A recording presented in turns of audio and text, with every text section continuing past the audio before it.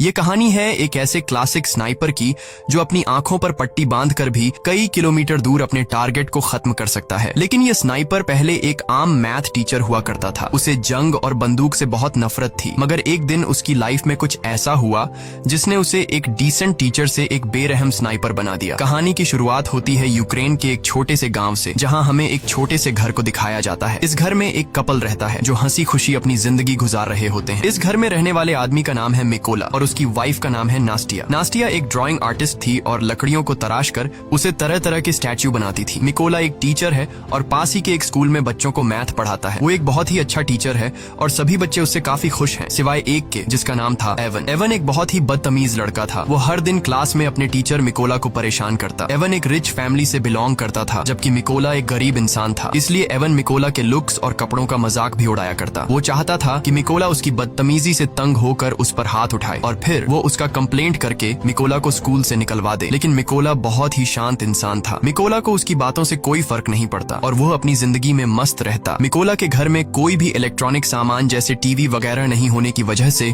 उसे दुनिया की खबर नहीं मिल पाती थी। एक दिन जब मिकोला अपने स्कूल में था, तब उसने टीवी पर एक खबर सुनी कि रशिया ने यूक्रेन पर हमला कर दिया है, जिसमें बहुत से सोल्जर्स मारे गए हैं और रशिया ने यूक्रेन की बहुत सी जगहों पर कब्जा कर लिया है। शाम को जब मिकोला अपने घर आया तो उसे यह बात पता लगी कि उसकी वाइफ प्रेग्नेंट है। ये जानकर उसे बहुत खुशी हुई क्योंकि अब मिकोला फादर बनने वाला था। इन दोनों ने मिलकर इस खुशी को सेलिब्रेट किया। अगले दिन मिकोला अपनी वाइफ को बाय बोलकर स्कूल की तरफ बच्चों को पढ़ाने के लिए अपनी साइकिल पर निकल पड़ा। लेकिन जब वो रास्ते में था तब उसने दो सोल्जर्स को देखा जो सिगरेट जलाकर एक अलग सी वर्दी पहनकर खड़े थे। वो वर्दी किसी यूक्रेनियन सोल्जर्स की बिल्कुल भी नहीं थी, जिससे देखकर उसे कुछ अजीब लगा। लेकिन मिकोला ने सोचा कि शायद सरकार ने सोल्जर्स की वर्दी को चेंज कर दी हो, इसीलिए मिकोला ने उस पर ज्यादा ध्यान नहीं दिया और जल्दी से अपने स्कूल पहुंचा। लेकिन जब वो स्कूल के अंदर आया तो उसने देखा कि पूरा का पूरा स्कूल खाली पड़ा है। कोई एक बच्चा भी स्कूल में नहीं आया। ये देखकर उसे गड़बड़ महसूस हुई। तभी उसने टीवी पर न्यूज देखा जिसमें बताया जा रहा था कि रशिया के सोल्जर्स यूक्रेन पर कब्जा करने के लिए यूक्रेन में घुस चुके हैं। और अब उसे एहसास हुआ कि उसने रास्ते में जो सोल्जर्स देखे थे वो असल में रशिया के थे। ये सोचकर उसे अपनी वाइफ की फिक्र हुई, क्योंकि उसकी वाइफ घर पर अकेली थी। वो फौरन अपनी साइकिल पर बैठकर घर की तरफ भागा, लेकिन अब बहुत देर हो चुकी थी। जब मिकोला घर पहुंचा तो उसने देखा कि वे दो सोल्जर्स उसकी वाइफ को बुरी तरह से पीट रहे थे। मिकोला ने अपनी वाइफ को बचाने की कोशिश की, लेकिन उन सिपाहियों ने उसकी भी धुनाई कर दी। मिकोला ने उनसे रिक्वेस्ट की कि प्लीज मेरी वाइफ को मत मारो, वो प्रेग्नेंट है। लेकिन सोल्जर्स ने उनकी एक नहीं सुनी और उन दोनों को पीटते गए। थोड़ी देर बाद एक रशियन सोल्जर ने मिकोला के घर की तलाशी ली और जब उसे अंदर कुछ भी काम का नहीं मिला तो उसने गुस्से में आकर मिकोला के घर को आग लगा दी और वहाँ से जाने लगे। अब अपने घर को जलता देख नास्टिया गुस्से से लाल हो गई और एक पत्थर उठाकर उन रशियन सोल्जर्स को मारने लगी। ये देखकर एक सिपाही ने गोली चला दी और नास्टिया की मौके पर ही मौत हो गई। मिकोला अपनी वाइफ को मरता देखकर उसके पैरों तले जमीन खिसक जाती है। वो अपनी वाइफ के पास जाता है और उसे गोद में लेकर फूट फूट कर रोने लगता है। ऐसे ही कुछ घंटे बीतने के बाद दो यूक्रेनियन सोल्जर्स मिकोला के पास आए। मिकोला की वाइफ को मरा हुआ देखकर उन दोनों सोल्जर्स को बहुत अफसोस होता है और मिकोला के कंधे पर हाथ रखकर उसे हिम्मत न हारने को कहते हैं। दो सोल्जर्स ने मिकोला की वाइफ के लिए कब्र खोदना शुरू किया और एक कब्र खोदकर मिकोला से कहते हैं कि तुम यहाँ पर अपनी वाइफ को दफना दो। अपनी वाइफ की मौत के बाद मिकोला पूरी तरह से टूट चुका था। अब वो बिल्कुल अकेला रह चुका था। उन रशियन सोल्जर्स ने न सिर्फ उसकी वाइफ को मार डाला बल्कि मिकोला के आने वाले बच्चे और उसके घर को भी जला दिया। इसलिए अब वो बदले की आग में जल रहा था और उसे हर हाल में उस रशियन सोल्जर को मारना था जिसने उसकी बीवी पर गोली चलाई थी। उस सोल्जर से बदला लेने का एक ही रास्ता था कि वह यूक्रेनियन सोल्जर्स में शामिल हो जाए। इसीलिए वह यहीं पर उन दो सोल्जर से रिक्वेस्ट करता है कि प्लीज मुझे भी अपने साथ ले चलो, मैं भी यूक्रेन आर्मी में शामिल होना चाहता हूँ। इसके बाद वे दोनों सोल्जर्स मिकोला की बात मान लेते हैं और उसे गाड़ी में बैठाकर मिलिट्री बेस ले जाते हैं। जाने से पहले मिकोला अपनी वाइफ के हाथों का बनाया हुआ छोटे से स्टैच्यू को अपने पास रख लेता है जो उसकी वाइफ ने इसकी रक्षा के लिए बनाया था। जब ये लोग मिलिट्री बेस पहुंचते हैं तो वहाँ उनका सीनियर मिकोला को देखकर उन दो सोल्जर्स पर गुस्सा करने लगता है और मिकोला को फौज में भर्ती करने से मना कर देता है, क्योंकि उनके सीनियर को मिकोला पर शक होने लगता है कि कहीं मिकोला कोई जासूस न हो। जब सीनियर ने उन दो सोल्जर्स से अच्छी तरह मिकोला के बारे में जानकारी हासिल की और मिकोला ने भी उसे पूरी बात बताई कि किस तरह से रशियन सोल्जर्स ने मेरी वाइफ को बेरहमी से मार दिया और मेरे घर को जला दिया, इसलिए अब मेरे पास जीने की कोई वजह नहीं है। और उसने उस सीनियर को यकीन दिलाया कि वो रशियन सोल्जर को मारकर इस देश को आजाद करना चाहता है। ये सुनकर वह सीनियर मिकोला को यूक्रेनियन आर्मी में भर्ती करने के लिए राजी हो जाता है और अगले दिन से ही उसकी ट्रेनिंग शुरू हो गई। अब चूंकि मिकोला एक आम इंसान था, इसलिए उसे ट्रेनिंग के दौरान काफी मुश्किल हो रही थी। उसने अपनी पूरी जिंदगी मैथ का सब्जेक्ट पढ़ाया था और बंदूकों के बारे में उसे कोई भी जानकारी नहीं थी। जब सभी फौजी बंदूकों को असेंबल कर रहे थे तो उनके मुकाबले में मिकोला काफी स्लो था और वह सबसे आखिर में बंदूक को असेंबल करता है। ये देखकर उस ऑफिसर को लगता है कि मिकोला कभी भी एक अच्छा सोल्जर नहीं बन पाएगा, लेकिन उसने भी हार नहीं मानी और अपनी ट्रेनिंग पर फोकस रखा। एक रात ट्रेनिंग के दौरान मिकोला अपने सीनियर से कहता है कि वह उसे उसके नाम से न बुलाए क्योंकि उसका कोड नेम रेवन है। ये सुनकर सभी उस पर हंसने लगे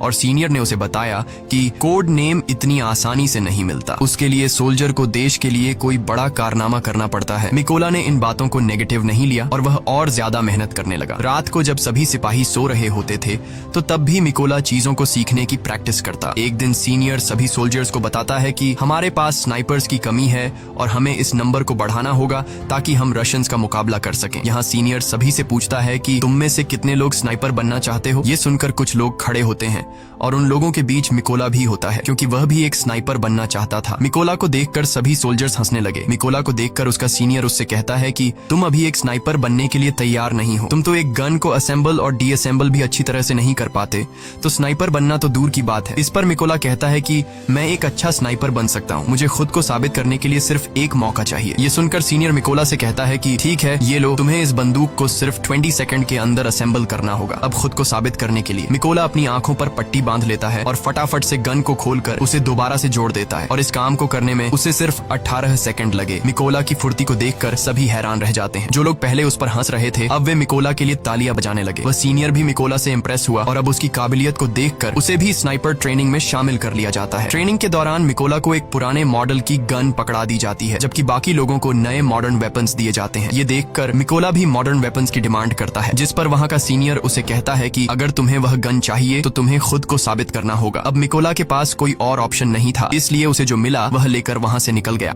ट्रेनिंग के दौरान सीनियर सबको बताता है कि एक स्नाइपर के सामने चाहे कोई भी सिचुएशन क्यों ना आ जाए, लेकिन वो अपनी जगह से 1 इंच भी नहीं हिलता और अपने टारगेट पर निशाना बनाकर रखता है। इसकी प्रैक्टिस के लिए सीनियर सभी के पास गोलियां चलाता है और जो भी स्नाइपर अपनी पोजीशन से हिलता है उसे इस ट्रेनिंग से बाहर कर दिया जाता है। लेकिन जब मिकोला की बारी आती है तो वो अपनी जगह से जरा भी नहीं हिलता और अपना निशाना बनाकर रखता है और इस तरह से मिकोला इस ट्रेनिंग में पास हो जाता है। अगली ट्रेनिंग में स्नाइपर को उनका टारगेट सिर्फ एक बार दिखाया जाता है और फिर उनकी आंखों को ब्लैक बोर्ड से ढक दिया जाता है। इस दौरान उन्हें अंदाजा लगाकर अपने टारगेट को शूट करना होता है। बाकी सोल्जर्स में से कुछ सोल्जर इस टेस्ट को पास कर लेते हैं, लेकिन जब मिकोला की बारी आती है तो उसका निशाना थोड़ा सा चूक जाता है और मिकोला इस टेस्ट में फेल हो जाता है क्योंकि उसके पास जो बंदूक थी वह काफी पुरानी थी और उससे बिल्कुल परफेक्ट निशाना लगाना बहुत मुश्किल था। मगर सबको पता था कि अगर मिकोला को नई बंदूक दी जाती तो वह निशाना बिल्कुल परफेक्ट लगा लेता। अगली ट्रेनिंग उन स्नाइपर्स के लिए और मुश्किल थी क्योंकि उन्हें फ्लेयर की रोशनी में अपने टारगेट को शूट करना था और वह भी रात के अंधेरे में। यहाँ सीनियर ने फ्लेयर छोड़ी और सभी ने अपना निशाना लगाया, लेकिन कोई भी टारगेट को हिट नहीं कर सका। बाकी सबने तो गोली चला दी थी। अब यहाँ सिर्फ मिकोला ने गोली नहीं चलाई। वो समझ जाता है कि फ्लेयर की रोशनी में डायरेक्ट निशाना लगाना पॉसिबल नहीं है, इसलिए जब सीनियर ने फ्लेयर छोड़ा था तो उसने गोली चलाने के बजाय फ्लेयर की रोशनी में अपने टारगेट की दूरी का अंदाजा लगाया और अपनी मैथ की नॉलेज को यूज करके एक परफेक्ट शॉट मारा। ये देखकर उसका सीनियर और बाकी सोल्जर्स हैरान रह गए। ये टास्क आज तक किसी ने भी कंप्लीट नहीं किया था, सिर्फ मिकोला ने कर दिखाया। सीनियर मिकोला से काफी इम्प्रेस हुआ और उसे उसका मनचाहा कोड नेम रेवन दे दिया। ऐसे ही दिन बीतते गए और मिकोला जी जान से अपनी ट्रेनिंग में लगा रहा और फाइनली वह दिन भी आ गया जब उनकी ट्रेनिंग का रिजल्ट आने वाला था। यहाँ कर्नल ने मिकोला को सल्यूट किया और उसे बताया कि उसने इस टेस्ट को पास कर लिया। कर्नल मिकोला के पास आता है और उससे कहता है कि वह अपना सामान पैक कर ले क्योंकि उन्हें एक मिशन पर जाना है। खबर आई है कि कुछ रशियन सोल्जर्स ने एक चेक पोस्ट पर कब्जा कर लिया है और यहाँ से असली कहानी शुरू हुई। जल्दी मिकोला की टीम इस लोकेशन पर पहुंच गई और अपना निशाना लगाकर बैठ गई और अभी यह लोग उन रशियन सैनिकों को मारने ही वाले थे कि तभी उन्हें दूर एक गाड़ी दिखाई दी जो चेक पोस्ट की तरफ बढ़ती जा रही थी, जिसकी वजह से कर्नल सबको शूट न करने के लिए बोलता है। उधर रशियन सैनिकों ने गाड़ी को रोक लिया और अंदर मौजूद लोगों से बाहर आने को कहा। उन्होंने उनके पासपोर्ट्स को चेक किया और पूरी गाड़ी की भी तलाशी ली और जब सब ठीक रहा तो उन सैनिकों ने उन्हें जाने की परमिशन दे दी, लेकिन उनके पासपोर्ट्स को अपने पास रख लिया। जब उन लोगों ने पासपोर्ट वापस मांगा तो उन सैनिकों ने उन्हें खूब मारा। यह सब देखकर कर्नल ने अपने सैनिकों को फायर करने का ऑर्डर दिया तो एक ही झटके में सभी स्नाइपर्स अपने अपने टारगेट्स को निपटा देते हैं और इस तरह से उनका पहला मिशन कंप्लीट हुआ। मिशन के बाद जब सभी बेस पर लौटे तो मिकोला ने देखा कि उसके बहुत से साथी बेस पर मौजूद नहीं हैं। वो परेशान हुआ कि आखिर सब कहाँ चले गए। जब उसने पूछा कि मेरे बाकी साथी कहाँ हैं तो उसे बताया गया कि उसके बाकी साथियों को एक दूसरे मिशन पर भेजा गया है। अगले दिन मिकोला को खबर लगी कि जिस मिशन पर उसके साथी गए थे उस मिशन के दौरान उसके बहुत से साथी मारे गए हैं और उन सभी लोगों को एक रशियन स्नाइपर ने मारा है। उस स्नाइपर का नाम सीरी था और वह रशिया का सबसे बेहतरीन स्नाइपर था। ऐसे ही कुछ दिन बीत गए और मिकोला अपने साथियों के साथ अपने अगले मिशन पर निकल गया। लोकेशन पर पहुंचकर उन्होंने चारों तरफ माइंस बिछा दी और अपनी पोजीशन लेकर बैठ गए। थोड़ी देर बाद रशियन सैनिक वहां पहुंच गए और उन सैनिकों के साथ एवन भी था। एवन वही लड़का था जो स्कूल में मिकोला को परेशान किया करता था और अब उसने रशियन आर्मी ज्वाइन कर ली थी। लेकिन जैसे ही कर्नल शूट करने का ऑर्डर देता है तब मिकोला थोड़ा सा घबरा गया क्योंकि वह अपने स्टूडेंट को नहीं मारना चाहता था। लेकिन फिर मिकोला अपने जज्बात को साइड पर रखकर वहां रखे लैंड माइंस को शूट करता है तो वहां एक जोरदार धमाका होता है जिससे इवन समेत सभी रशियन सोल्जर्स मारे जाते हैं। सब कुछ कंट्रोल होने के बाद कर्नल गुस्से में मिकोला से पूछता है कि जब मैंने शूट करने का ऑर्डर दिया तो तुम क्या सोच रहे थे? जिस पर मिकोला जवाब देता है कि उन रशियन सोल्जर्स में मेरा एक स्टूडेंट भी था, मैं उसे नहीं मारना चाहता था। यहाँ कर्नल ने मिकोला को समझाया कि उसे इवन की मौत का जरा भी दुख नहीं होना चाहिए क्योंकि यहाँ वो तुम्हारा स्टूडेंट नहीं बल्कि तुम्हारा दुश्मन था और रशियन आर्मी को ज्वाइन करना इवन का अपना फैसला था, इसलिए तुम्हें उसके लिए बुरा मानने की जरूरत नहीं। मिशन पूरा करके ये सभी अपने बेस कैंप पर लौट आए। कर्नल को मिकोला पर पूरा भरोसा था, वो अपना ज्यादातर वक्त मिकोला के साथ बिताता था। यहाँ कर्नल ने मिकोला को अपनी फैमिली फोटो दिखाई और उससे बताया कि उसकी फैमिली में 3 लोग हैं। उसकी दोनों बेटियां इस बात से अनजान हैं कि उनके पिता एक सोल्जर हैं। मैंने उन्हें बताया है कि मैं बिजनेस करता हूँ और मेरी वाइफ ने भी आज तक मेरे बारे में बच्चों को नहीं बताया कि मैं एक सोल्जर हूँ। यहाँ मिकोला ने भी कर्नल को अपनी पूरी कहानी बताई कि किस बेदर्दी से रशियन सैनिकों ने उसकी वाइफ को मार डाला। इस दौरान मिकोला काफी इमोशनल भी हो गया लेकिन कर्नल ने उसे संभाल लिया। अगली सुबह ये सभी अपने अगले मिशन पर निकल गए। ये मिशन काफी इम्पोर्टेंट था क्योंकि उन्हें खबर मिली थी कि रशियन सोल्जर्स का एक ग्रुप उस रास्ते से गुजरने वाला है। कर्नल और मिकोला जल्दी से लोकेशन पर पहुंचे और अपनी पोजीशन लेकर बैठ गए। थोड़ी देर बाद उन्हें 2 रशियन सैनिक दिखे जो अपनी बाकी की टीम का इंतजार कर रहे थे। यहाँ मिकोला ये नोटिस करता है कि उनमें से एक सैनिक वो है जिसने उसकी वाइफ को गोली मारी थी और वो मिकोला के ठीक निशाने पर था। यहाँ मिकोला ने गोली चलाने की परमिशन मांगी पर कर्नल ने ऐसा करने से मना कर दिया। अब मिकोला गुस्से से लाल हो रहा था क्योंकि सामने खड़े सोल्जर ने उसकी वाइफ को मारा था और उसने आर्मी को ज्वाइन भी इसलिए किया था ताकि वो अपनी वाइफ का बदला ले सके। इसलिए उसने दोबारा से फायर करने की परमिशन मांगी पर एक बार फिर कर्नल ने ऐसा करने से मना कर दिया। लेकिन अब मिकोला अपने जज्बात पर काबू नहीं रख पाया और उसने गोली चला दी। गोली लगने से उस सोल्जर की तुरंत मौत हो गई। लेकिन बुरी बात ये थी कि रशियन सोल्जर्स को उनकी लोकेशन का पता चल गया। कर्नल मिकोला से कहता है ये तुमने क्या कर दिया? लेकिन सबसे बुरी बात ये थी कि रशिया का सबसे खतरनाक स्नाइपर जिसका नाम सीरी था वो भी अपनी पोजीशन लेकर बैठा हुआ था और अब उसे भी उनकी लोकेशन का पता लग गया था। कर्नल भी ये बात जानता था कि सीरी पास ही है, इसलिए वो सीरी की तलाश करने लगा। लेकिन इससे पहले कि वो उसकी लोकेशन को जानता सीरी ने उसे एक हेडशॉट दे दिया और कर्नल की मौके पर ही मौत हो गई। अब मिकोला को समझ आया कि उसने कितनी बड़ी गलती कर दी है। उसकी गलती की वजह से कर्नल की जान चली गई। मिकोला को पता लगा कि रशियंस को उनकी लोकेशन का पता लग चुका है। उधर रशियन सोल्जर्स ने भी मिकोला के ऊपर जोरदार फायरिंग और बमबारी शुरू कर दी। अब बिगड़ते हालात को देखते हुए मिकोला ने पीछे हटने का फैसला किया। उसने कर्नल की बॉडी उठाई और अपनी पोजीशन से पीछे आने लगा। जल्दी वो दुश्मनों के इलाके से बाहर आ गया और सीधा अपने बेस पर पहुंचा। मिकोला को कर्नल की मौत का काफी अफसोस था और वो खुद को उसका जिम्मेदार ठहरा रहा था। यहाँ उसने कसम खाई कि वो सीरी को जान से मार देगा और कर्नल की मौत का बदला लेगा। जल्दी मिकोला को 2 रशियन स्नाइपर्स की खबर मिली और वो फौरन अपने अगले मिशन पर निकल गया। वो अपनी लोकेशन पर पहुंचा और अपना निशाना लगाकर बैठ गया। जल्द ही उसने स्नाइपर को मार गिराया पर उस स्नाइपर को मारते दौरान एक दूसरे स्नाइपर ने मिकोला को बाजू पर गोली मार दी थी। लेकिन उसने हार नहीं मानी और जैसे तैसे करके उस दूसरे स्नाइपर को भी मार गिराया। अब चूंकि वो काफी घायल था इसलिए वो एक सीक्रेट बेस पर चला गया और अपनी बॉडी को थोड़ा आराम देने लगा। इस दौरान उसे आर्मी के मेजर का कॉल आया और उसने मिकोला को बताया कि हमने उस स्नाइपर का पता लगा लिया है जिसने कर्नल को मारा था। उसके बाद मिकोला अपने बेस पर पहुंचा और यहाँ मेजर सभी को स्नाइपर के बारे में बताने लगा। मेजर बताता है कि उस स्नाइपर का नाम सीरी है और वो रशिया का सबसे बेहतरीन स्नाइपर है।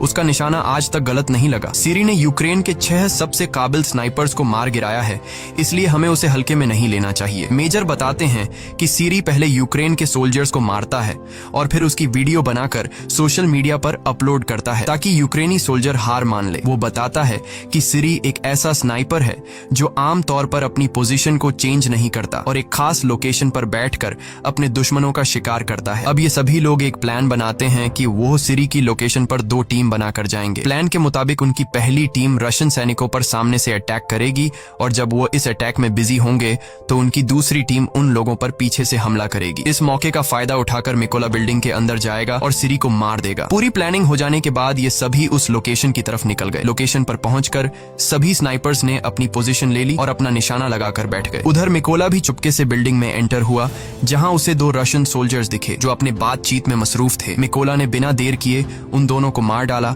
और बिल्डिंग में आगे बढ़ गया। इसके बाद उसने प्लान के मुताबिक अपनी टीम को सिग्नल दिया और सिग्नल के मिलते ही यहाँ बैठे स्नाइपर्स ने सभी सोल्जर्स को मार डाला। उधर सिरी ने ये नोटिस किया कि उसका कोई भी साथी उसे रिपोर्ट नहीं कर रहा है। उसे कुछ गड़बड़ महसूस हुई, इसलिए वो बिल्डिंग के छत पर चला गया जहाँ पहले से रशा का एक स्नाइपर मौजूद था। लेकिन ऊपर जाकर जब उसने स्नाइपर को देखा तो वो स्नाइपर मर चुका था। ये देखकर उसके दिल में घबराहट बढ़ने लगी और अब सिरी को एहसास हुआ कि यूक्रेन के सोल्जर्स ने उसे चारों तरफ से घेर लिया है। उसने अपने बेस पर बैकअप के लिए कांटेक्ट किया, लेकिन बैकअप टीम को उस तक पहुंचने में अभी 10 मिनट और लगने वाले थे। ये सुनकर वो फटाफट से अपनी पोजीशन पर आया और यूक्रेनी सैनिकों को ढूंढने लगा। लेकिन तभी उसने सामने टेबल पर रखा एक छोटा सा स्टैच्यू देखा जो असल में उसके बाहर जाने के बाद मिकोला ने रखा था, जो उसे उसकी वाइफ ने दिया था। अभी सिरी कुछ सोच पाता कि तभी मिकोला ने उस पर हमला कर दिया और उसे चाकू मार मार कर उसकी जान ले ली। लेकिन इस हाथापाई के चलते बिल्डिंग में मौजूद दूसरा स्नाइपर थोड़ा अलर्ट हो गया, लेकिन अभी वो कुछ कर पाता उससे पहले मिकोला ने उसके पास से ग्रेनेड फेंक दिया और उस धमाके में ये आखिरी स्नाइपर भी मारा गया। थोड़ी देर बाद सिरी की बुलाई बैकअप टीम भी बिल्डिंग तक पहुंच गई, लेकिन वो इस बात से अनजान थे कि सिरी अब मर चुका है। इसीलिए जब उन्होंने सिरी को कॉल किया तो कॉल उधर मिकोला ने उठाया और उनसे कहा कि वो सभी मरने वाले हैं और इतना कहकर उसने ट्रक के ड्राइवर को शूट कर दिया। अब गोली चलते ही रशियन सोल्जर्स में हलचल मच गई और वो सभी ट्रक के बाहर कूद गए। लेकिन वो इस बात से अनजान थे कि यूक्रेनियन स्नाइपर्स उन पर घात लगाकर बैठे हुए थे। यहाँ यूक्रेनी सैनिकों ने जोरदार शूटिंग शुरू कर दी और एक एक रशियन को चुन चुन कर मारा। इस मिशन के थोड़े दिनों बाद निकोला अपनी वाइफ की कब्र पर गया, क्योंकि उसने उससे जो वादा किया था वो अब पूरा हो चुका है। उसने उन सभी लोगों को मार दिया है जिन्होंने उसकी वाइफ और कर्नल को मारा था। यहाँ मिकोला ने कसम खाई कि वो आखिरी दम तक अपने देश की सेवा करता रहेगा